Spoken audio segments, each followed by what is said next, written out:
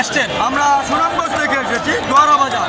কতজন আসছেন? আমরা সুনামগঞ্জ থেকে প্রায় 200 শতাধিক শিক্ষক আমরা এসেছি। কিসে করে আসছেন আপনারা? আমরা বাসে করে এসেছি। আমরা এই বাস ভাড়া কে দিছে? স্কুল কর্তৃপক্ষ না আপনাদের পকেট থেকে? আমাদের নিজস্ব অর্থায়নে আমরা এসেছি এবং আমরা মানবতার জীবন যাপন করছি। আপনারা জানেন যে বাংলাদেশে একটা মুরগির ঘরে 1000 টাকা পাওয়া যায় না। একজন শিক্ষকের মাত্র এটা অপমানজনক একটা এবং চিকিৎসার জন্য মাত্র 500 টাকা। হ্যাঁ, আপনি জানেন একজন ভালো শিক্ষক যখন অসুস্থ হয়ে যায় তখন তার ডান বাম সামন পিছনের কিছু থাকে না, সর্বশান্ত হয়ে যায়। অতএব আমরা অনুরোধ করব এই সরকার যেন শিক্ষকদের যৌক্তিক দাবি একটাই, আমাদের জাতীয়করণ। আপনি কি পোস্টে আছেন? শিক্ষক আমি কি পোস্টে আছেন? ধর্মীয় teacher, Pragati high school and college, দোহালিয়া।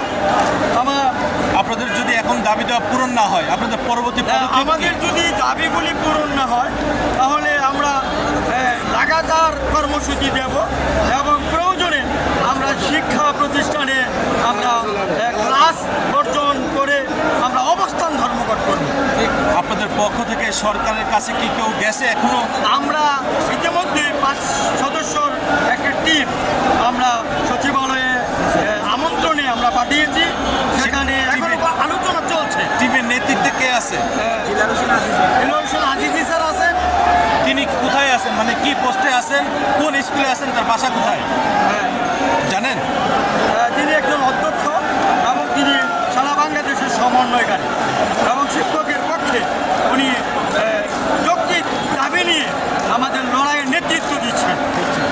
আজকে যদি দাবি পূরণ না হয় আপনি কি থাকবেন না আপনি ফিরে যাবেন? না, অবশ্যই আমি নয়, শুধু এখানে লক্ষাধিক শিক্ষক সকলেই এখানে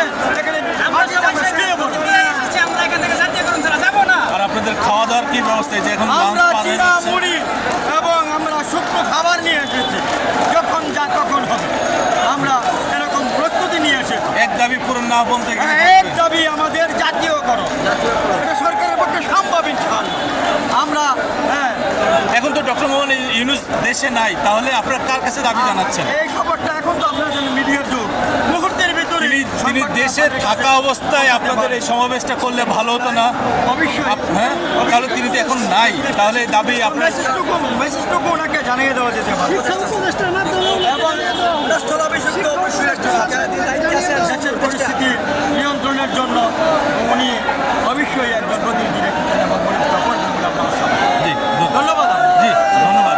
আপনারা শুনলেন যে একজন শিক্ষক মণ্ডলী তাদের যে দুঃখ, তাদের যে আশা, সব কিছু সরকারের কাছে কিভাবে নিবেদন করছেন আপনারা তো জানেন। কিন্তু ব্যাপার হচ্ছে যে সকাল থেকে তারা এই সমাবেশে যোগ দিয়েছেন। আপনাদের দাঁড়িয়ে যে তাদের চাকরিটা জাতীয়করণ করতে হবে এমনটাই তারা জানাচ্ছেন। আমরা দেখতেছি দাবি যে তাদের চাকরির জাতীয়করণ করতে হবে এবং সেই সুনামগঞ্জ থেকে তারা এত কষ্ট করে এই প্রেস ক্লাবের সামনে আসছে। তারা জানে না দুপুরে কি খাবে, সকালে কি খাওয়া হয়েছে, কিংবা রাত্রে যদি থাকতে হয় কি খাবে তারা এখনো জানে না। একজন বলছিল যে তারা বাসা থেকে তাদের বাড়ি থেকে চিরামুড়ি পর্যন্ত নিয়ে আসছে। এইভাবেই তাদের দিন যাচ্ছে সারাক্ষণ। আজকে সারাদিন এইভাবেই তারা তাদের কর্মকাণ্ড চালিয়ে যাচ্ছে এবং দেখছেন যে প্রেস ক্লাবের সামনের রাস্তায় এবং সামনে সচিবালয়, সামনে পুলিশ, ঠিক তার এক পাশে শিক্ষক মন্ডলের মুখোমুখি দাঁড়িয়ে আছে এবং তাদের একটাই দাবি, তাদের চাকরি জাতীয়করণ করতে হবে এবং তাদের মাথায় একটা ব্যানার টাঙানো আছে এমপিওভুক্ত শিক্ষা জাতীয়করণ চাই। এইভাবেই অনেক শিক্ষক মণ্ডলী এই যে আরেকজন ভাইয়ের মাথায় আছে, এইভাবে অনেক শিক্ষক মণ্ডলী এখন এই প্রেস ক্লাবের সামনে তারা বলতে চাচ্ছেন যে তাদের চাকরিটা যেন জাতীয়করণ হয়। কিন্তু ব্যাপার হচ্ছে যে আপনারা জানেন অন্তর্বর্তীকালীন সরকারের প্রধান উপদেষ্টা বর্তমান বাংলাদেশে নাই, তিনি মালয়েশিয়ার সরকারি সফরে আছেন আপনারা জানেন। তারপরও তারা আজকে তাদের অনেক আগে থেকে এই সমাবেশের ঘোষণা ছিল, যার কারণে তারা আজকে সমাবেশটা করছেন। এবং সচিবালয়ে আমি যতটুকু জানলাম বিভিন্ন লোকের কাছে, বিভিন্ন শিক্ষক মণ্ডলীর কাছে, যে সচিবালয়ে 5 থেকে 10 জনের একটা প্রতিনিধি দল এখন অবস্থান করছে, কিন্তু কোনো নিউজ তারা এখনও জানাতে পারেনি। হয়তো তারা কিছুক্ষণের ভিতরে, হয়তো ঘণ্টাখানিকের ভিতরে, হয়তো কিছু সময়ের ভিতরে তারা জানতে পারবেন, যে জানাইতে পারবেন যে তাদের ডিসিশন কী হলো, সিদ্ধান্ত কী হলো, এবং যারা সচিবালয়ে আছে তাদের এই সিদ্ধান্তটা আমরা জানতে পারবো কিছুক্ষণ পরেই।